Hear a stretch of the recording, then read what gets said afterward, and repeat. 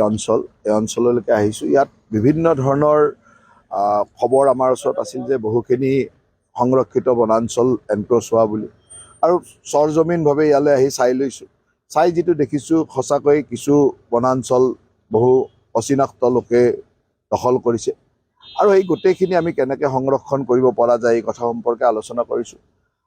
নিশ্চয়কৈ আমাৰো কিছু খিলঞ্জীয়া মানুহ বনাঞ্চলৰ আশে পাশে আছে, কিন্তু এটা কথা স্পষ্ট যে আমাৰ খিলঞ্জীয়া মানুহৰ যিটো এইটো অধিকাৰ, গতিকে কোনো খিলঞ্জীয়া মানুহে এইটো চিন্তা কৰিব নালাগে যে তাক লৈ কিবা চিন্তা কৰিব লাগে।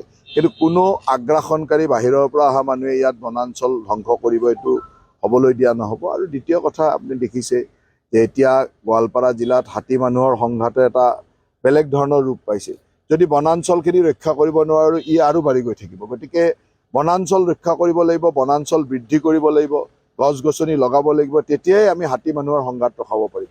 গতিকে সেইকাৰণে আজি বন বিভাগৰ শীৰ্ষ বিষয়াসকল আৰু আমাৰ দুয়োগৰাকী বিধায়ক আহিছে। আমি সকলোৱে জেগাবিলাকলৈ গৈ চাইছোঁ, তাত থকা স্থানীয় লোকৰ লগতো আমি কথা পাতিছোঁ, আৰু খুব সোনকালে এইটো সঠিক সিদ্ধান্ত এটালৈ আমি কামত আগবাঢ়িম।